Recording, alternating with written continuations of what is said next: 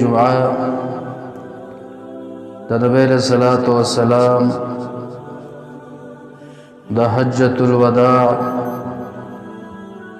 او د خطبه حجۃ الوداع متعلق بیان کړی شوی. نننی بیان د نبی علیہ الصلوۃ والسلام د دار فانینا دار بقا ته چې کم سفرو د دنیا نه فرد کېدل او د نبی علیہ الصلوۃ والسلام سفر آخرت پاغي باندې مشتمل ګرځو. کله چې نبی علیہ الصلوۃ والسلام د حج شریف نه راواپس شلو نو دغه باقی ورځې د ذوالحجې او د سفر نبی علیہ الصلوۃ والسلام په مدینه منوره کې تیرې کړې. په آخر د ربیع سفر شریف کې یا په اول د ربیع الاول کې نبی علیہ الصلوۃ والسلام ته بیماری لاحق شوه.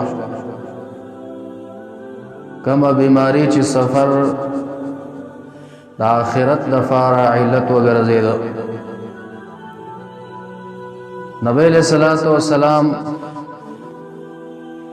یو غلام هغه واقعه بیانې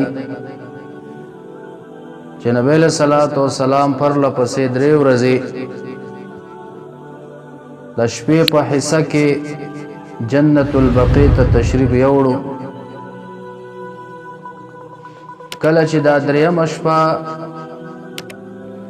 اخیر راتلله نبی علیہ الصلوۃ والسلام ما ته امر وکړو چې ما د فار د رڼا بندوبست برابر کا او ما سره جنت البقیع ته تشریف یوسه. ما غلام وای نبی علیہ الصلوۃ والسلام سره جنت البقیع ته لاړم د شپې په حصہ کې. مبارک صلی الله علیه وسلم بقیع والا باندې سلام کوي او بیا ورته دعا غواړي د مغفرت او د بخښنې دعاګانې او نبی علیہ الصلوۃ والسلام وکړلې. بیا وی مبارک صلی الله علیه وسلم را تو فرمایل چې اے فلانی ما ته الله تبارک وتعالى د خزانو د زمکو چابیان راکړي او دنیا کې د اوسېدو اختیار او دویم رت الله تبارک وتعالى خپل ملاقات او جنت راکو. بیا زما رب ما تو فرمایل چې اے حبیب صلی الله علیک په دې دوانو کې یو خبره مختاره کا دغه بستا د پاره وی. اے نبی علیہ الصلوۃ والسلام را تو فرمایل چې ماته جنت او د الله تبارک وتعالى ملاقات مختار کو دغه دویمه خبره می پرې خودا. غلام ورته فرمای اے د الله رسول اول به مو دغه خزانه د دنیا قبول کړي وي بیا به مو جنت او د الله تبارک وتعالى لقاء قبول کړي وا. مبارک صلی الله علیه وسلم ته فرمای وینا ما ته زما رب ویل چې دې دوانو کې یو خبره غوړه کا دونه شي غوړه کولی. غلام پوه شو چې نبی علیہ الصلوۃ والسلام ملاقات د الله تعالی غوړه کوي او جنت غوړه کوي. گویا کې چې دا وخت د نبی علیہ الصلوۃ والسلام مبارک د دنیا نه فرد کېږي او ملاقات د الله تبارک وتعالى ته سفر کوي. د غزین نبی علیہ الصلوۃ والسلام کور ته تشریف راوړي. حضرت عائشہ صدیقہ رضی اللہ تعالی عنہا فرمای چې نبی علیہ الصلوۃ والسلام کور ته راغی زما هم په سر باندې درد خپل سر د درد نه فریاد کاو په نبی علیہ الصلوۃ والسلام چې راته وکتل د مزاح په تور او د خوش طبیعتۍ په تور راته وفرمایل اډړه ملګ بیا د خوب ګرځي د الله بنده یو داس نه ټینګي په تور د مزاح راته وفرمایل چې حضرت عائشہ رضی اللہ تعالی عنہ کے کچرت دی بیماری کے تالر مرگ راشی او زفتا باندے مند جنازے وکما تالر کفن در کما تا فخپل لاسونو باندے دفن کما څومره بهتره خبره وي حضرت عائشہ صدیقہ رضی اللہ عنہ فرمائے ما جواب ورکوي د الله رسوله بیان خو یو ناز لري کنه د ناز نه ډک یو جواب یې ورک هغه د الله رسوله ته غواړي داسي چې زنایم دنیا نه سفر وکم او تاسو بل چا سره نکاح وکړي مبارک صلی الله علیه وسلم را توکل او په خندا شته تبسم وکړ او دقه شپینا نبی علیہ الصلوۃ والسلام مبارک ته سر د در شروع شو او د سر د دړ سره سره نبی علیہ الصلوۃ والسلام ته تبه معارض شو دغه تبه د نبی علیہ الصلوۃ والسلام بیډې روغد شولا نبی علیہ الصلوۃ والسلام د بیبیانو په نمبر وار چې کم نمبر راځي دا غیر سره شپه تیری بیماری حالات کې نبی علیہ الصلوۃ والسلام یو جواب ورکړي او خلید الفاظ راځي چې د حضرت عائشہ صدیقہ رضی اللہ تعالی عنہا نمبر کم شپه باندې دی او دا سے فرمای چې سباش په بازا د چا په نمبر باندې ما دین دی بیبیانو دا سے فهم کړ چې نبی علیہ الصلوۃ والسلام دا خوخه غنی چې د نبی علیہ الصلوۃ والسلام د بیماری دا ورځي د حضرت عائشہ صدیقہ رضی اللہ تعالی عنہا په کوټه کې تیر شي بیبیان د حضرت میمونہ رضی اللہ عنہا کوټه ترا وندېږي مشوره کوي چې نبی علیہ الصلوۃ والسلام دا خوخه غنی د بیماری دا ورځ شپې د حضرت عائشہ صدیقہ رضی اللہ عنہا سره تیر شي ټولو په مشوره وکړه بس زموږ دا وسه خوخه ده ځکه حضرت عائشہ صدیقہ رضی اللہ تعالی عنہا دا د عمرنا چې کومه و ډیره کومه و مبارک صلی الله علیه وسلم چې دنیا نه فرده کوله د دې عمر شریف اتلس کالو دا نوري بیبیان دا د عمر نه زیاتې وي کدا نبی علیہ الصلوۃ والسلام کونډې زنه ناغسته وي مبارک دا غختله چې د اخري ورځ شپې د حضرت عائشہ صدیقہ رضی اللہ عنہا سره تیر شي د بیبیانو په مشوره باندې هم دغه سي میمونہ رضی اللہ تعالی عنہا د کور نو نبی علیہ السلام فضل ابن عباس رضی اللہ تعالی عنہما او علی رضی اللہ تعالی عنہ په دواړو باندې لاسونه ور واچول د کده تب زور ډیر زیات نبی علیہ الصلوۃ والسلام په خپل باندې نشورات لې او د دواړو باندې لاسونه چولیو د کوټه د میمونہ رضی اللہ تعالی عنہا نه روباسي حضرت عائشہ صدیقہ رضی اللہ تعالی عنہا کے راوی او تبدم رزور و چې نبی علیہ الصلوۃ والسلام د خپل قدمونه مبارک پزان پس نشورا چوتولې حضرت عائشہ صدیقہ رضی اللہ عنہا فرمای چې مبارک پدا قدمونه پزان پس راخ کودل تاسو دا زمکه باندې به چا پیر د خپل پاتې کېدل وای نه شو چتولې تبه شدتو مبارک صلی الله علیه وسلم د حضرت عائشہ صدیقہ رضی اللہ عنہا کوټه ته تشریف یوړو کله چې مبارک صلی الله علیه وسلم د دینه مخ کې بیمار شو نو دا څلور سورتونه چې کم فقول سره شروع کیږي دا به پزان باندې دمول په ځان او چوف کول به په خپل الله سبحانه او ټول وجود باندې بیا راخ کول د الله سبحانه حضرت عائشہ صدیقہ رضی اللہ عنہا فرمایي چې کله مبارک صلی الله علیه وسلم ته زیات شو ما ور باندې دغه صورتونه به دماو او خپل لاس باندې امام شب کو نبی علیہ الصلوۃ والسلام په وجود به میراث کوو. نن سبا کړي داسې یو طریقه باندې ځان له هم دم وکړو او ځان دې شوف کو یعنی په ځان باندې د سپوکیا وکړو یعنی په خپل لاس وکړو په ځان دې راخ کو شرک ته وکړو زه وای کنه وای حالانکه دا د حضرت عائشہ صدیقہ رضی الله تعالی عنها د سترګو لیدلې واقعه چې نبی علیہ الصلوۃ والسلام بزان د سیدمو یا چې نبی علیہ السلام ته معشوم راوسته شو مبارک په دماو نو د دم یو طریقه د نبی علیہ الصلوۃ والسلام نه دارا منسوبه شوې د موږ تاسو ته راغلي ده مبارک په دم او داسې چف به په وکړو چف تنفس وای او یا دویمه دا و چې د نفس سره سره نبی علیہ السلام با هغه لګي شانت لاړې دسه دا به په معشوم باندې چې کوم ده د برکت لپاره ورته کړلې یا دا و چې لاس مبارک باندې په خپل چوپو کو او بیا به چې کوم ده په معشوم باندې داسې راخورو ځکه د دې تلاوت او د قران کریم د دې الفاظ ویلو خپل یو برکت خپل یو وسره چې ستاده خلی تراشي هغه د لاړو سره یا د دې فوکی سره ګډ وډ شي چې تای په مریض باندې یا ورچوف کی یا په غلاړې ورچوف کی ورواچې پی نو هغه اثر د قران کریم د تلاوت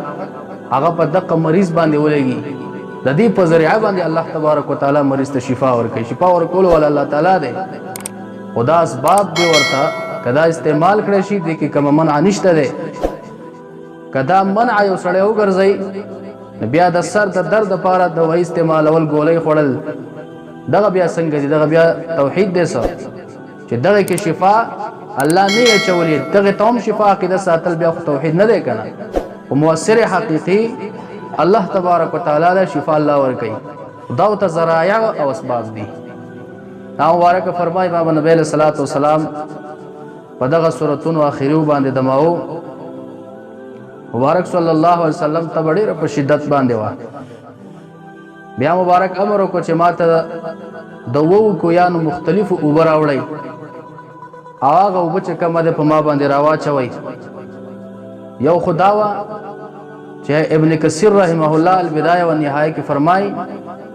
دا چې د وو کو یانو مختلف اوب نبی علیہ الصلوۃ والسلام راغختلی او راغونډولې نو دغه کو یانو کې برکت او دغه برکت د وجنه نبی علیہ الصلوۃ والسلام په هغه خپل استشفاء کوله او طلب د شفای په ځان د پاره کولو بیا لیکي چې په دې عمل د نبی علیہ السلام کې جواز د استشفاء ده په تبرک او په آثار د صالحین باندې یو کوی ده یا یو چینه ده د ولی الله نسبت سره غلې ده هغه په خپل کرامت باندې جاری کړی الله تبارک وتعالى وتا یا یو نبی په لاس باندې چینه جاری شوی هغه چینه نو به استعمال اول په تبرک په نیت باندې دا د دې زنه کم دی علما کرام اثبات کوي یو دلیل ولدا ده ماء زمزم بارک نبی علیہ السلام فرمایي چا چې ماء زمزم په کم نیت باندې وسکلي اقشان معامله وسلو که بدی نیت ته وسکلي ماته الله تبارک تعالی علم راکي علم به الله تعالی درکي که بدی نیت ته وسکلي چې الله تبارک وتعالى په زما شفا نصیب کړي الله به شفا نصیب کړي دا ماء زمزم کې دا برکت ته شي راغله ده دا د حضرت اسماعیل علیه السلام مبارک چاغه مبارک د خپل پوند ټکول ازمکه لرا پرې خودلې داغه نه د چین روانه شول داغه د پوند سره او د خپل سره نسبت راغی داغه نسبت توجنه کې برکت پیدا شو نو مونږ تاسو داغه زنه راوړو دلته برکت په تور باندې استعمالو نبی علیہ الصلوۃ والسلام دغه په فزان باندې راواچولې د پاره د دې چې برکت په حاصل کی او دویمه خبره دا ده چې کله تب سره ونی سي وبد په ځان باندې راځي نو په د تب کې سپکاوي راځي کمه ور پکې راځي د کتبه په سړی باندې ګرمي راولي او به یخني سړی تر راولي دا تب بیا چې کم ده د سره ډیره کمیږي مبارک صلی الله علیه وسلم په دغه حالات باندې د حضرت عائشہ صدیقہ رضی الله تعالی عنها مبارکه او کوټه کې فروت ده بیا مبارک صلی الله علیه وسلم او فرمایل چې ما د فارا یو کتاب یا یو خط کاغذ راوړی چې په هغه کاغذ کې زه تاسو ته چند نصيحتونه وکم چې هغه نصيحتونه باندې تاسو عمل وکړئ نو دا به تاسو دپاره ډېره بهتري. صحابه کرام بار ته راووتل، کاغذ ورته راوړو. حضرت ابوبکر رضی الله تعالی عنہ هم ولاړ، نور صحابه کرام. حضرت عمر فاروق رضی الله تعالی عنہ مبارک فرمایل مبارک بیمار دی، تکلیف کې دی، مې ستړی کوي. بس نبی علیہ الصلوۃ والسلام ته الله کتاب او خپل اقوال پریخي دي، بس په دې باندې موږ او تاسو چې عمل کوو کامیابی به بیا مو. نور نبی علیہ الصلوۃ والسلام ته تکلیف مو ورکوي. بعض نور صحابه کرام ویل چې خط ورته وړو، نبی علیہ السلام ضروری خبرې پکې ولیکي. پدیو دا خبرې اوچتې شولې، نبی علیہ الصلوۃ والسلام واورېدلې، مبارک صلی الله علیه وسلم بنا کړل د اواز پورته کېدو نه. غرض دا چې دا خط را نه وړی شو. دې ځینې شیعهګان غلط استدلال کوي، وایي دا خط چې نبی علیہ السلام راوړو په دې کې څه لیکل، نو دا د حضرت علی رضی الله عنه هغه خلیفتوب باندې نبی علیہ الصلوۃ والسلام دې ته امر کاوه چې دا به زمانه وروسته خلیفه وي. او دې صحابه کرامو دا خط را نه وړل چې نبی علیہ السلام لیکلی وی. دغه خبرې نبی علیہ الصلوۃ والسلام پټې وفاتې کړي. او جواب ورته دا دی، علامه ابن کثیر رحمه الله فرمایل بدایه و نهایه کې چې دا د شیعهګانو غلط استدلال دی دې ځای نه، ځکه چې دغه خبرو بیان بیا په نورو حدیثو کې شوی دی چې نبی علیہ الصلوۃ والسلام مبارک بیان کړو. هغه په روایتو کې راغلي دي چې دا کمی خبرې وي چې نبی علیہ الصلوۃ والسلام مبارک دې لیکلي. نو په هغه کې دغه خبره نشته ده چې د حضرت علی رضی الله تعالی عنہ مبارک په خلافت باندې دلیل شي چې خلیفہ بالمتصل شو بلا فصل. دا خبره په هغه خبرو کې نشته ده. دا د دې ځان نه جوړ کړي خبرې دي، په دې اس تصریح ورسره نشته. بیا نبی علیہ الصلوۃ والسلام مبارک باندې چې کله ودا سر د در سے واشو، حضرت عائشہ صدیقہ رضی اللہ تعالی عنہا ته فرمایل، اے حضرت عائشہ صدیقہ رضی اللہ تعالی عنہا،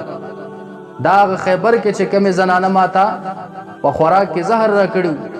دا زهر څخه اثر زما وجود ته داخل شوی. دا هغه زهر د اثر دی چې زه په خپل سر کې مومه او زما د اثر د هغې د وجې نه ډېر زیات درد کوي. هغه زهر څه نه څه هغه اثر نبی علیہ الصلوۃ والسلام ته تللی. ځکه علما فرمایي چې د دغه زهر د اثر د وجې نه د نبی علیہ الصلوۃ والسلام د دنیا نه پرده شوې ده. نو گویا کې چې د نبی علیہ الصلوۃ والسلام پرده د دغه زهر د وجې نه وشوله، نو مبارک صلی الله علیه وسلم ته الله تعالی د شهادت هغه مرتبه هم ورکړله. لکه چې د بل د لاس نه سړی مړ کېږي او د دنیا نه رخصتېږي او فنا حق باندې، نو خو بیا د شهادت هغه مرګي که نه. نو دغه د شهادت هغه مرتبه هم علامه جلال الدین سیوطي رحمت الله علیه په الحاوی کې فرمایي چې نبی علیہ الصلوۃ والسلام ته میلاو ده، ځکه دغه زهر او هغه اثر نبی علیہ الصلوۃ والسلام په وجود کې لا پروت و چې مرض موت کې ورته عارض شو. بیا مبارک صلی الله علیه وسلم کوشش کوي بهر ته جمعات ته د وتلو، ځکه چې صحابه کرام په مسجد نبوي کې راغونډي او دا کوشش کوي چې نبی علیہ الصلوۃ والسلام مبارک مونږ ته راوځي او مونږ ته نبی علیہ الصلوۃ والسلام مونږ راکړي. او د نبی علیہ الصلوۃ والسلام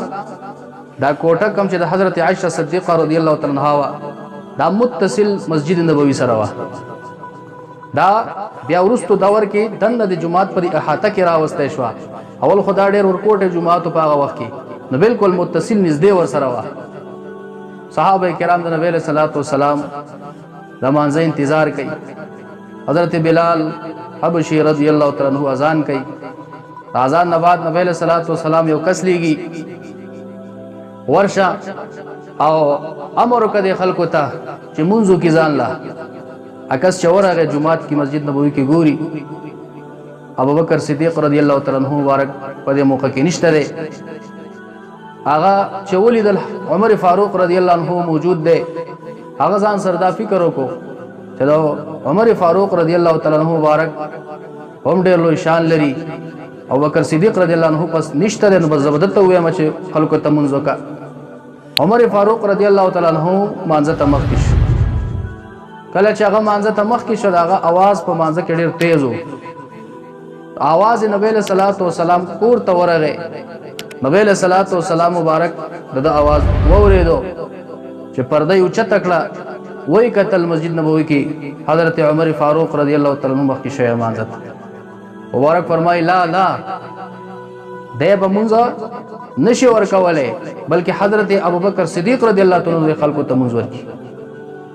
دا کلمات چې عمر فاروق رضی الله تعالی عنہ ته ورسېدل، مونځ ختم شو. بعد کې فرمای اق کسر او وختو چې تا ته نبی صلی الله علیه وسلم زنه یاد کړي ته ولې په ما پسې راغلی چې مانځه ته مخکې شه داسې دې ولې ما ته ویلي دي هغه کس ورته وایي ما ته نبی صلی الله علیه وسلم امر وکړو چې لاړ شه خلکو ته ووایه چې مونځ کوي وزر عالم جماعت کې حضرت ابوبکر صدیق رضی الله تعالی عنہ موجود نو تاسو موجود وای ما دا غور فکر وکړو چې دا ابوبکر صدیق رضی الله تعالی عنہ ورستا تاسو ته الله تعالی ډیر اوچت شان در کړی دی ډیر لوی صحابي د نبی له سلام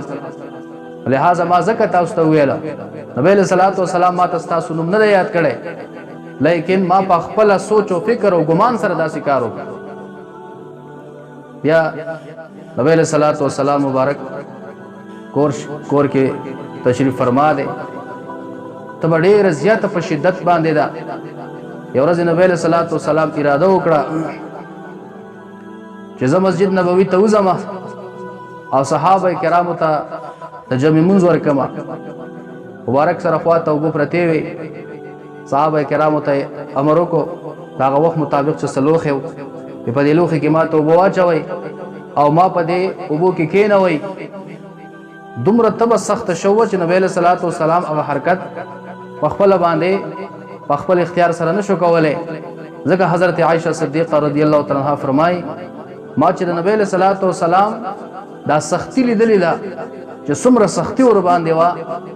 ما ته ورستو چې څومره خلک په ځن کدن حالات کې ما سخت لیدلې دي اس پروا به ما ته نه راکوله زما په اسم چې کوم دې لازله نه خطو ځکه چې سختی د نبی له صلوات و سلام ولې زیوا وا حدیث پاک کې راځي مبارک فرمای چې د ټولو زیات مصیبتونه او امتحانات او تکالیف دا فاندیو باندې دي بیا په صالحینو باندې دي بیا چې د څات څومره درجه په دین کې بره ده په اقا سړي باندې امتحانات ډېري هغه باندې تکلیف او سختی هم ډېري او مبارک فرمایل چې زمونږ د عمل هغه سختی او موږ ته ډېرې د تکلیف او زمونږ اجر د عمل هم بیا ډېر زیات دی د الله په نسبت باندې اجر هم بیا ډېر الله تبارک وتعالى راکړي او بیا فرمایل چې څومره په انسان باندې تکلیفونه او سختۍ وي دا دلیل د دې خبرې ده چې د نیک انساني دا دلیل د دې خبرې ده چې د په دین کې سخته ده په دین کې بره ده درجه اوچته ده ځکه ور باندې دا سختۍ مصیبتونه راځي او چې څومره د سختو مصیبتونو په سایډ باندې دا دلیل د دې خبرې ده چې د په ایمان کې کمزوري ده کله د ایمان صلابتي بیا دغه سختۍ او تکالیف وکړي او بیا فرمایل دا بیماری د انسان نه دا ګناهونه د سره راځي لکه وچه ونه شي وچه او هغه ته سړی داسې یو صحت لاس ورکی هغه حرکت ورکی هغه حرکت سره چې دا غینه د پاڼې څنګه راریږي د قصد مومن بنده مسلمان نه او بیماری سره د ګناهونه ریږي او الله تبارک وتعالى هغه درجات بلندای او ګناهونه تلرګي صفا کوي مبارک وبو ته برابر کړی شولې مبارک صلی الله علیه وسلم په خپل ځای کې کیناستو کم چې وبو کې یو کم ځای جوړ کړی شو فزان باندې اوپر اچي شدت دې ته رسیږي په مبارک صلی الله علیه وسلم باندې بیهوشي راځي بیهوش شو سلګ وخت بعد نبی صلی الله علیه وسلم بیهوشي ختم شولا صحابه ته فرمای کم شو سره خوا کې اهل بیت تشریف فرما دي هغه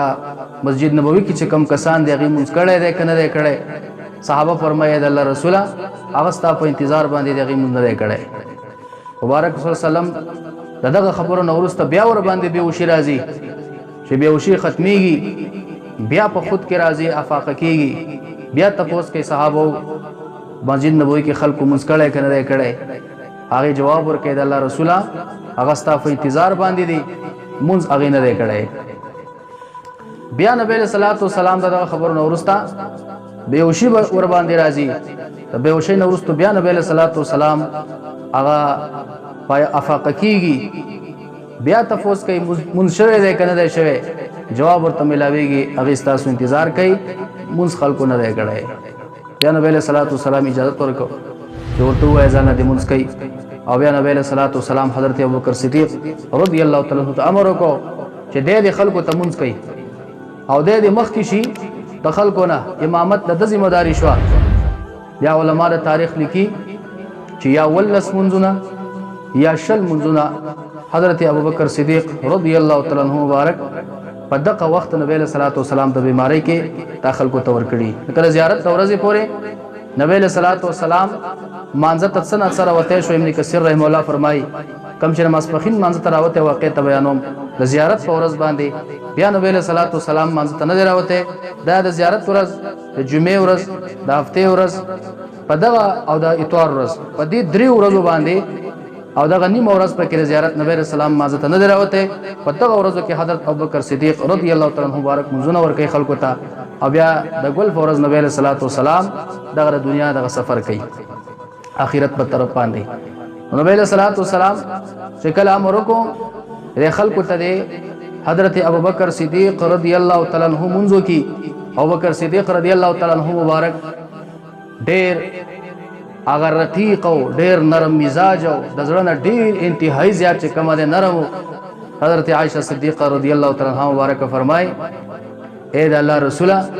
حضرت ابوبکر صدیق رضی الله تعالی عنہ مبارک ډېر یو نرم مزاج انسان دی ډېر یریدون کې سړی دی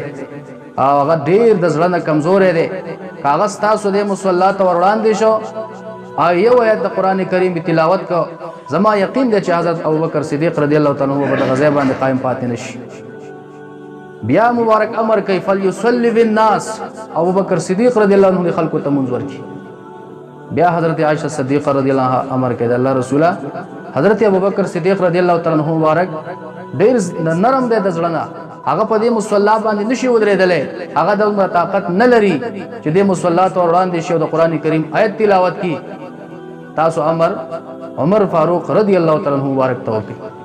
دریم کړ بیا نبی علیہ الصلوۃ والسلام امر کوي